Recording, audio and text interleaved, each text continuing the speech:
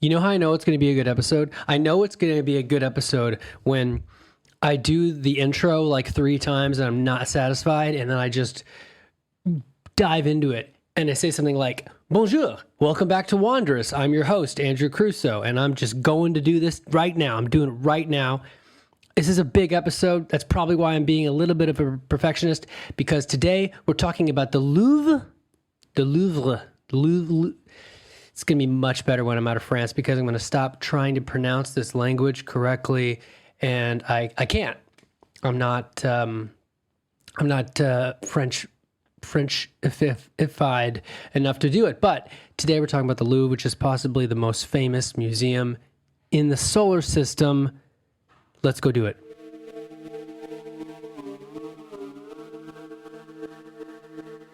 Here's the thing. If you don't like this show and you feel like there's things that should be changed, you can always message me, and you can always have your money back. We have a full money back guarantee. Pause for thoughtful laughter. Here's the thing. We're here in Flores, and by we're, I mean me and my imaginary friends. And today I want to talk to you about a bunch of weird art. This is also the last episode that we'll be covering France. To start, a little peek behind the curtain. I was going to walk to the post office today, and I was going to rush through this episode to try to do it. And it was funny. It was funny to me because I recalled how I actually rushed through the Louvre, and it's not something I recommend. Try to basically account for an entire day in the Louvre. The Louvre is absurdly large. The Louvre feels bigger than the Metropolitan Museum in New York, which I could do a episode about at some point. Maybe I will. In fact, there's a whole East Coast trip that I've never even blogged about that I did a very long time ago, but I still have all the photos from, and I could probably, dredge up those memories and tell some pretty funny stories too. That's when I couch surfed in a tiny New York apartment where there were only 2 rooms and approximately 10 or 11 people in their 20s were living. But that's a story for another time. That was delightful and eccentric, and the kind of thing that you really should do, in my opinion, in your 20s, especially when there are cute women who play violins. But I digress. When I got to the Louvre, I was a bit confused exactly where to go in. Here's where you go in. You go to the big glass pyramid that you've probably seen pictures of. You go down. A lot of the Louvre is actually under the ground. It's like below. It's sort of, you kind of start in the basement, and then you come up inside of one of the building complexes. But the actual sort of hub and spoke model is underground. It's actually a little bit confusing. Just keep in mind, I'm not Wikipedia. I'd be the worst Wikipedia. If you used me like a Wikipedia, you'd probably be dead. I'm here to share with you the vibes. It's kind of funny because I was rushing through the Louvre. I was rushing through the Louvre because I had to catch a carpool in the afternoon, which I don't recommend, but it was my last day in Paris. My host had another person coming. He had to host someone else, and I'd already been there for, like 5 or 6 nights, and I don't really like to stretch my luck with a host, especially when they've been very gracious and wonderful. As I mentioned, this guy was. He made soup for me more than once. He was a stellar host. And I had let's say a little less than 1 day to play around with. And I got to the Louvre in the morning, in the late morning, not as early as I wanted. But of course, figuring out, changing metros, changing subways. And the one downside of Paris, which I may have mentioned, is sometimes when you have to change trains, you walk. These subway stations can be really big, so you can be walking for 20 minutes from one platform to another. So it took me a little bit to get to the Louvre, but when I got there, it was pretty smooth. They've been there for about 4 million years. And the first thing I saw was Venus de Milo, which you've probably seen pictures of before, a famous armless statue rediscovered in 1820 on the island of Milos. Now, one thing that there's a nice thing about doing this now, a couple of years later, is I can see patterns that I didn't see at the time. I'm getting this kind of overview effect, which is a concept that I've become increasingly obsessed with. When your perspective changes, you're able to take some metaphorical space, metaphorical distance from an event or an experience. And you can also do that with writing as well. You can do that with a story outline. You can do that with a story or a series of books even. And you can try to get you can often get a more balanced, holistic, complete perspective on something when you've given yourself time and space. It allows the mind to make connections that it wasn't able to make before. And there were a couple interesting connections that I made, sort of taking notes for this episode, because, everybody loves it when I prepare. And I realized that a lot of this stuff was basically lightly stolen. Lightly stolen, or maybe not lightly stolen, maybe not lightly stolen from islands. A lot of the best stuff that we're going to talk about today are actually from islands, including Venus de Milo. I didn't realize this. I guess I fell asleep during that part of art history class. I don't know. But Greece, as you know, has got loads of islands. And Venus de Milo which has been displayed in the Louvre since 1821, which a beautiful statue. And it's even better because it actually has a head, which is not true of all of the ancient art in the Louvre. The Louvre is absurdly huge. Once again, I want to reiterate, you could go to the Louvre, it feels, it's probably bigger. I didn't check, I'm not Wikipedia, but it's probably bigger than the British Museum. I think it is actually. I could have spent 4 days going to the Louvre. The difference is, the Louvre is not free. You're going to spend at least about 15 euros to go in there. It's a different setup than what Britain has, but I still highly recommend it. Another funny connection that I made as I was wandering through the Louvre and enjoying statues of Athena that looked vaguely like a man is I came across a more centaur art. Now, a centaur, you may know, is sort of a character from Greek myth, right? It's a man who's half horse, half man. It's a man who's half horse, half man. It's a man, horse, man. And I walk up to this frieze, right? I walk up to this piece of art where the centaur has his opponent by the throat. And I'm just including a photo of this. And it's a very interesting parallel. I should also link to, well, I'm getting ahead of myself. They're fighting, right? There's this great battle. And the funny thing about this is not the first time I'm seeing a centaur attack a person from Thessalonium, who are called Lapith people from Greek mythology. The Lapith people fought and defeated the centaurs. This was such an important myth in Greece that I had this weird recollection of this seems really familiar. Why does this seem familiar? I saw art from the exact same story in the British Museum. And that was just a funny, I realized that today as I was going through everything, and I was a bit embarrassed. I was like, why didn't I make that connection at the time? Because there's a great photo that I have included in a past episode bonus. I can link to that. Once again, my Patreon supporters get dozens of photos in terms of supportive content for the show every Wednesday. So that's $10 a month. It's very entertaining. You can see the really awkward and weird and spicy and interesting and fun art and places that I've visited during this whole story that I've been telling on this podcast. Yeah, so I'll include a link to that bonus on Wednesday so you can see the pattern here. It's a photo right before the photo of the really big Amitabha Buddha, which is a beautiful statue, marble statue from North China that once again London has for some reason. Oh, actually, it looks like it was a gift to commemorate the International Exhibition of Chinese Art in 1935. Loads of history here. So anyway, this battle between the Lapith people and the centaurs is a really big deal. And in fact, the one in the British Museum is better. It's a better example. They both have heads. The one in the Louvre is more damaged. Although I will say, one bonus about seeing the centaur at the Louvre is they have a better description of what's going on. They give you a little more context and a little more of a metaphorical perspective. I took a photo of this, but and it's going to be included with the bonus on Wednesday. But basically, the centaur battle seems to be kind of a metaphor for the Greek people sort of triumphing over chaos.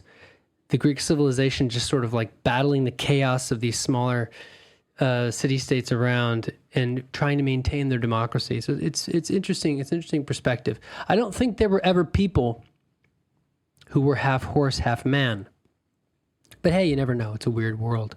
But just 5 minutes later, I made the turn around the hall and I came upon one of the most famous pieces in the entire museum. I came up to the Winged Victory, I should say, of Samothrace. Now, the Winged Victory of Samothrace is over 2,000 years old. It was discovered by Charles Champollion, if I'm getting slightly better with my French name pronunciation. And guess what? Samothrace is also an island in Greece. It was not really important. It wasn't that important back in those days, but it did have the sanctuary of the great gods. And that's where Champollion, pretty sure I'm saying it right, found this kind of in rubble. And if you've never seen a photo of the Winged Victory of Samothrace, look it up, or just tune in on Wednesday. You're going to see my photo, which is the best photo you're ever going to see in multiple angles and stuff. It is incredibly lifelike, headless, because, I don't know, it was destroyed in a battle. And they found these pieces, and they actually put it together. So the French have restored this in various stages and have tried different things over the years, but they never found the head. But otherwise, the body is incredibly lifelike, and it has these huge, like, angel wings because it's depicting the victory goddess Nike. And you know the name Nike. It's a company that stole a name from the ancient Greeks and made it into a global brand. That's right, ladies and gentlemen. It's time to steal old names and make them into large companies. That's what people did in the 20th century. So Champollion discovered this in 1863, and it's been in the museum almost as long. You know, even though it's headless, it's striking people, and it's kind of on the bow of a ship, a stone ship sculpture, and people just go crazy over it. Of course, I had some nice background info on all of this because I was listening to the Rick Steves audio guide for the Louvre, which I recommend. I can put a link to that in the show notes. The show notes are always connected to wherever you got this show. So they're either included in the YouTube description, or they're in the Apple Podcast notes, or they're in the Spotify in there. You know, though you'll find it.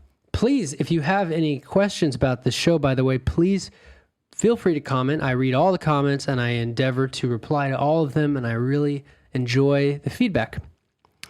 Constructive feedback.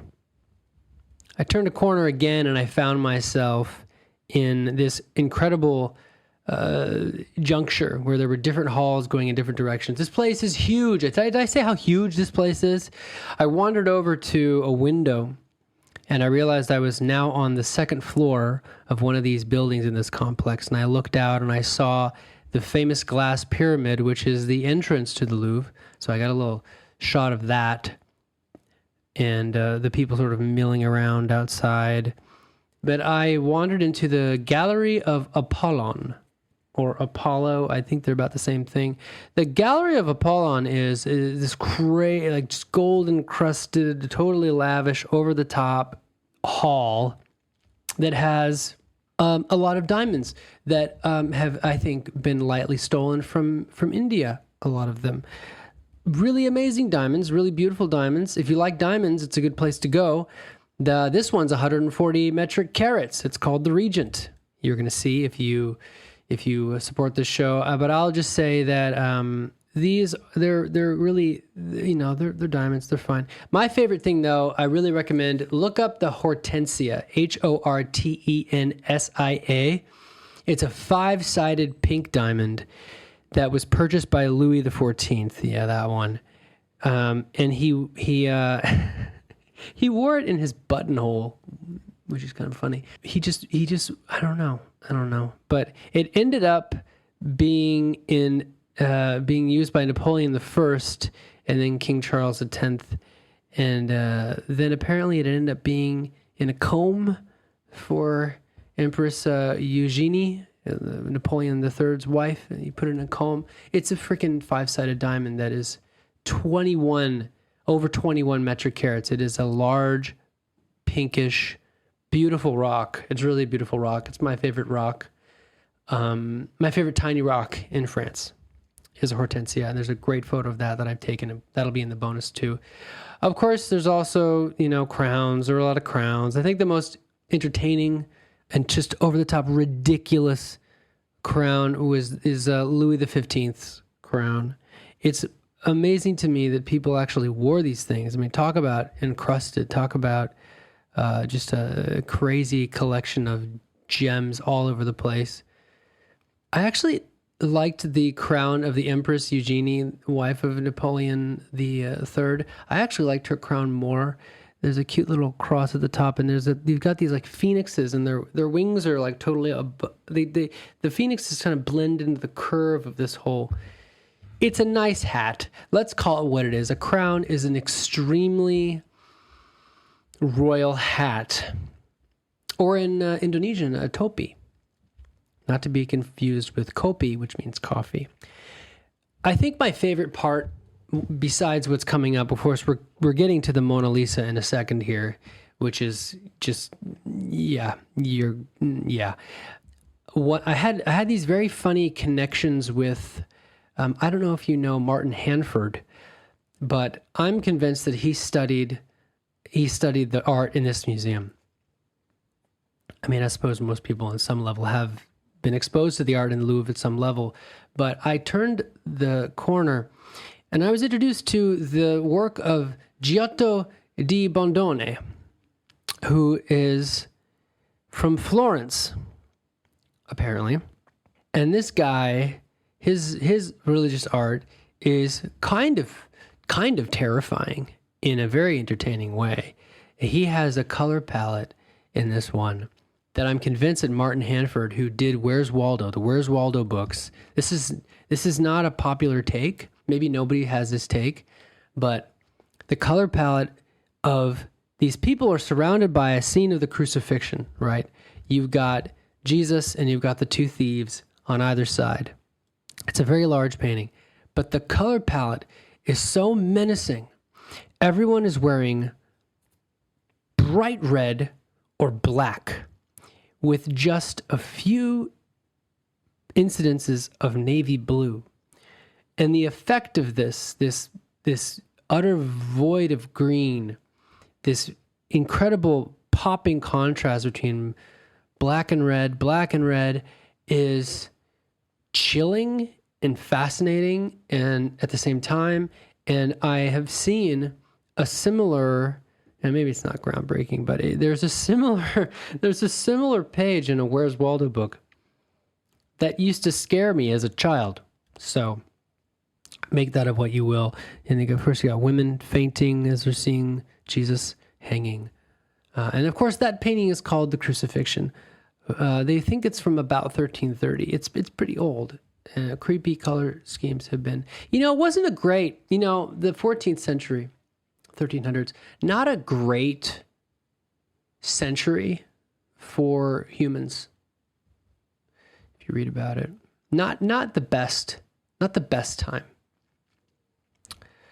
1600s were better. I turn the corner and I see another painting by this Giotto di Bondone guy. Painting of St. Francis of Assisi receiving the Stigmata. This is a wild painting. I almost want to include this for free. This thing is crazy. You have ostensibly, it's got to be Jesus.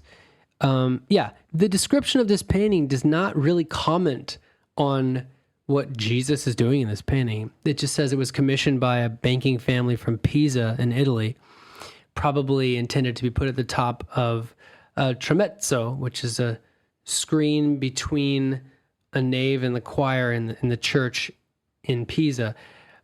It's one of the few works actually signed by Giotto, but it's wild because you have St. Francis kind of looking up to Jesus, who has, 6 wings. It's kind of like a glider, before we had those base jumpers, they have this special like squirrel suit.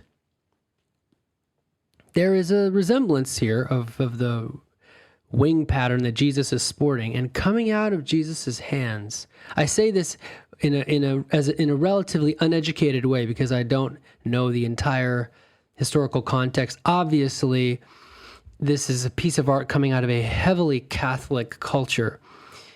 And stigmata is basically when someone receives the same wounds that Jesus got on the cross in their hand, their wrists, or their feet, their heart, their head, the crown of thorns.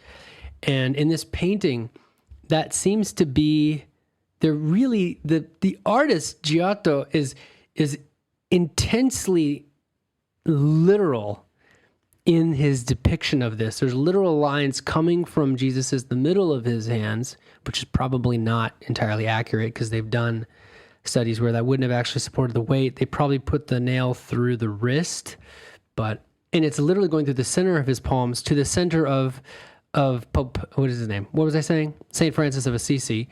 And it's just direct, thick lines going to all these places from hand to hand, foot to foot. And it is a striking thing. And Assisi is just there looking up, going like, okay, this is happening. I'm in the middle of stigmata, and it is just a very intense scene. It is a very large painting, and it has to be seen to be believed, I guess. So that was something that stuck out to me as a very intense piece of art. So I keep wandering and go, okay, I need a break from this. And I finally wander into this large room, which has some wonderful paintings, but everyone's huddled around a small painting at the far end. There are over 100 people, maybe 150 people, and everyone's in line and everything. There's a rustling and an anticipation and gasps and things like this. And I'm running out of time. I have, I should leave in like 45 minutes, and I sort of find my way around and I try to just get an angle, and I see for the first time the Mona Lisa. I thought, well, it's either going to be what I expect or it's going to be much more striking in person. And it's true what they say, like her eyes do follow you. The bummer is you can't really get that close. You can get okay close. I mean, this painting holds the record for the highest insurance valuation ever. In the 60s, it was insured it was appraised at $100 million, which in today's money is $1 billion. That's probably, they don't really disclose that information now, but it's possible. They have, it's hundreds of millions of dollars of insurance in case it gets stolen, which has happened before. In fact, that's one of the main reasons the Mona Lisa, which is called La Joconde, the French call it La Joconde because that's her name. Giocondo is the name of the woman in the painting. You can read about that. Again, I'm not Wikipedia, but it was stolen in 1911, which I thought was pretty interesting. And it became the subject of a film, and they recovered it a few years later, but it was this whole drama, and the theft made the painting even more famous in the 1910s. Now, I shot a photo. Of course, I shot a photo, but I shot a video that went a bit viral at the time on TikTok, and I'm going to include that in the show notes, of me going like this, is just being in the moment with the painting. Got kind of close, but not as close as you might want to. But long story short, there's a reason why this painting is so famous. Like Mona Lisa is a very haunting presence in the room. And I spent a while just sort of lingering and looking at her from different angles, and also really being intrigued by the haunting background, this very, very surreal scene that she's in. And yeah, it's worth it. I'm sure a lot of people go just to see the Mona Lisa. A lot of tourists probably go, but it's not. Maybe a controversial take. I don't think it's the most. I don't think it's the most profound painting in the museum. There are scenes that feel much more dynamic and potent in their execution. Mona Lisa is probably the most haunting piece of art in the museum, but it doesn't mean it's necessarily my favorite. Like one that's a bit interactive, which I quite enjoyed, is the consecration of Emperor Napoleon and the coronation of the Empress Josephine at Notre Dame Cathedral on the 2nd of December, 1804, which was painted by Jacques-Louis David, which I was quite struck by the crazy level of almost photographic detail. Of course, they didn't have cameras, so this is the best they could do. Just a masterpiece. And the extra fun bit, this consecration of the sacred Emperor Napoleon in 1804 is below. It has this crazy thick frame, right? The frame is just 20 centimeters thick. The artist has put small drawings and written the names so you can actually identify all of the important characters in this painting, all the important people. You can easily go back and forth. And I've included photos of these little these little guides that he's put in the frame. I've included that for the Wednesday bonus too, and it's pretty cool. You can just see, there's Louis Bonaparte, there's Joseph Bonaparte, and there's Le Pape. And guess what? Le Pape is the Pope.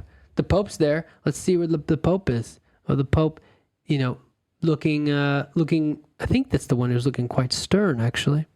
No, he's just chill. Oh yeah, he's in white and he's just chill.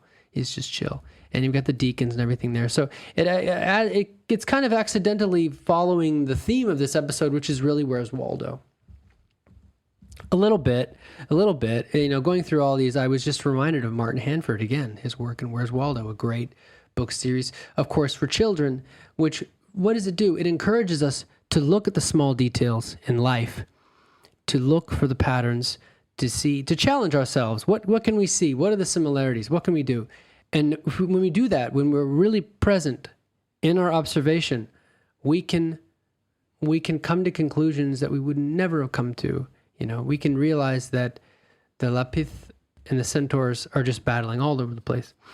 I also am including a painting that is famous and has a mistake. The Grand Odalisque, which is a idealized feminine figure. It's great. I mean, the left half of this painting is great, but there's a weird placement of the leg. Doesn't work. I love people who get to see this on Wednesday. I'd love to see your comments on this. There's no way. This painting really, really bothers me. I mean, it's depicting her left leg. I don't want to get into it. So, sometimes a painting is great. It's all great, except the perspective is, just 70% of it's great. And then the perspective is weird. Now, having said that, I'm never going to be able to depict a woman in paintings the way that Jean-Auguste Dominique Ingres has depicted this woman. Like it's an amazing painting, but just don't look too close. That's all I'm going to say about that. The Raft of the Medusa. A lot of paintings that I've seen in other contexts and other places, and in board games like Masterpiece, you're going to see, and some of these are just crazy huge. Some of them are like 3 meters tall, and they really, you get swept up in quite an intriguing way. You get swept up in the drama of this yearning that the artist feels. But again, I was running out of time. I'm literally like sprinting through 5 minutes here, 5 minutes there. I sprint down. 5 minutes later, I'm looking at sculptures from Michelangelo. Yeah, that Michelangelo.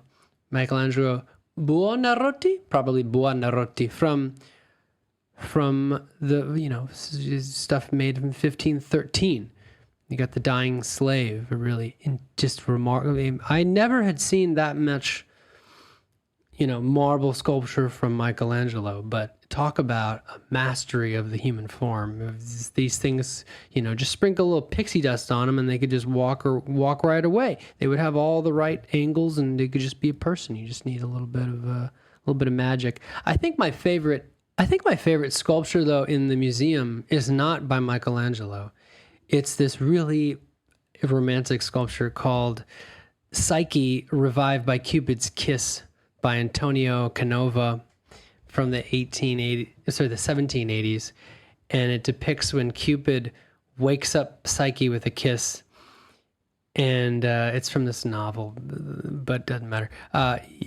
Look this up. Look up Psyche Revived by Cupid's Kiss. It is so sweet. And the photo I got, it was very difficult to get a photo without 7,000 people around it. I got one photo. There's only one woman in the photo who happens to be a very cute woman. So she's adding to the photo because she's not obscuring the sculpture at all. One photo quite up close of this just loving embrace where they're just about to kiss, these two figures, Psyche and Cupid. And it's really a really sweet, incredible level of detail, incredible level of realism. And that's pretty much how I'm going to wrap this up.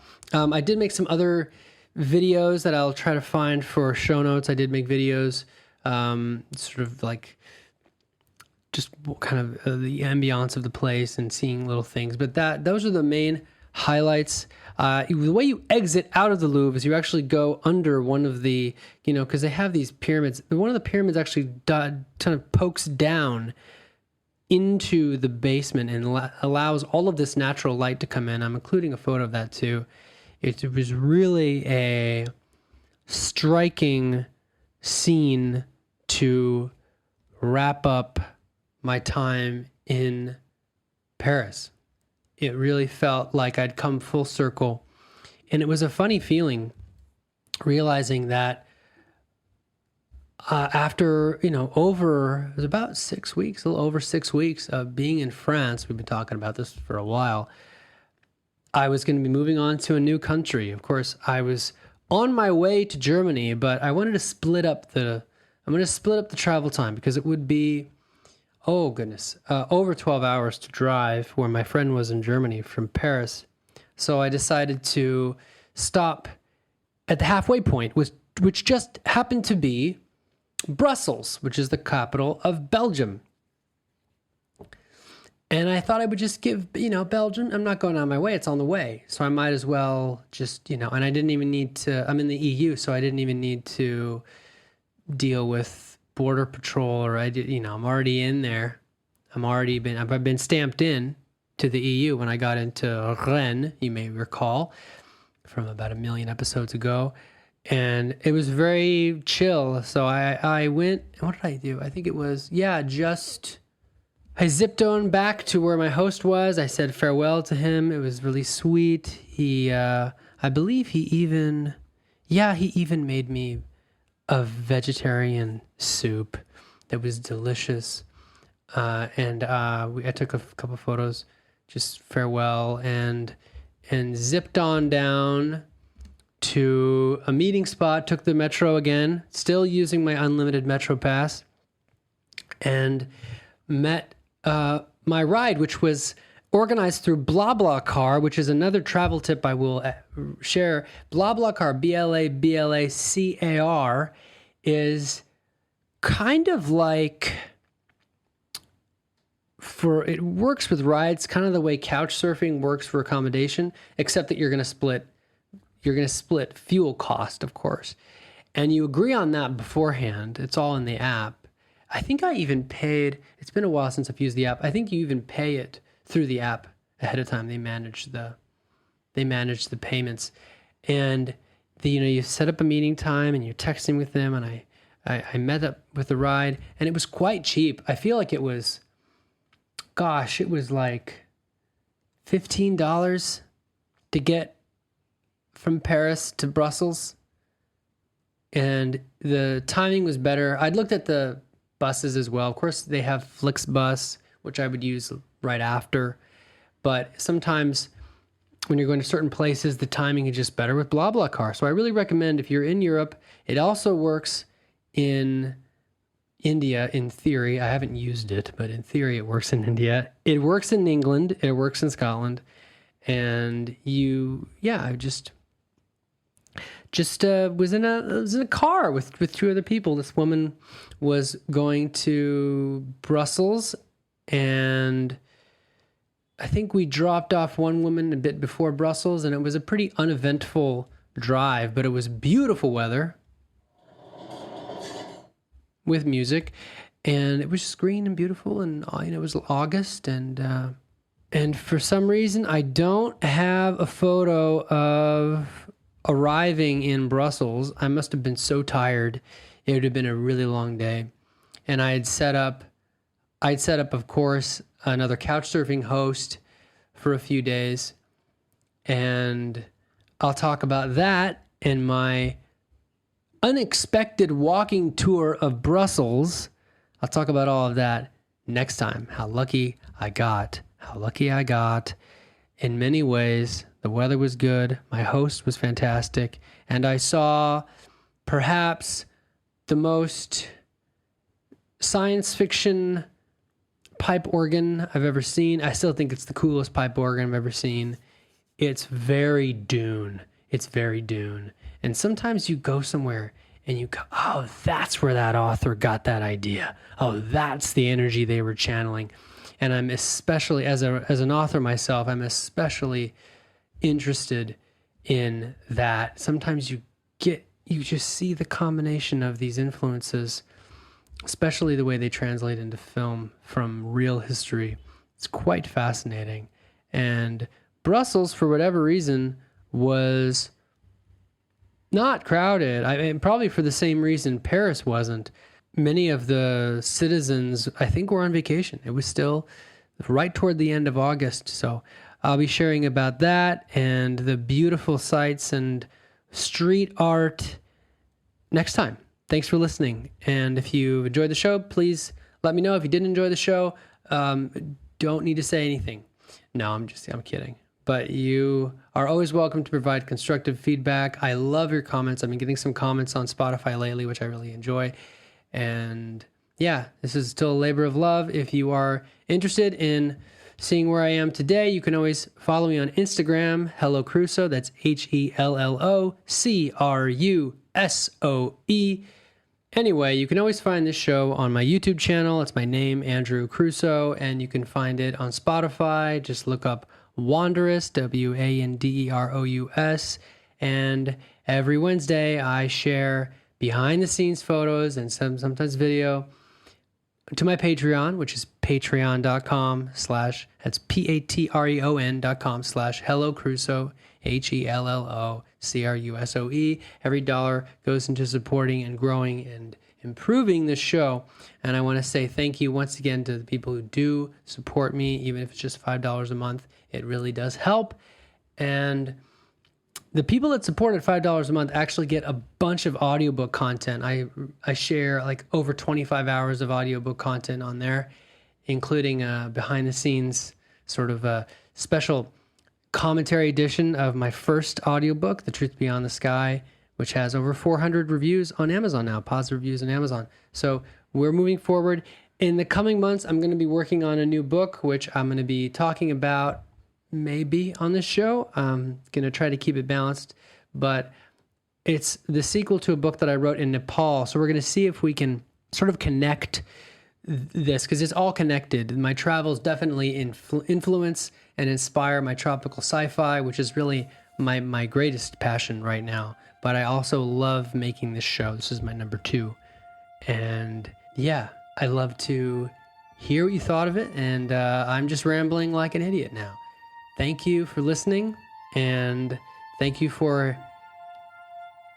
being interested in the raw, unfiltered experience of a digital nomad going around the world and hoping to inspire you to do the same, because it's totally changed my life. I think it's how we create more peace on this planet, by being exposed to other points of view, other cultures, and new people. When we have friends all over the world, we don't want to fight. I mean, we're going to bicker, but if we can develop that empathy more and more, I think it's part of how we change the world. So I'll see you next time. Aloha.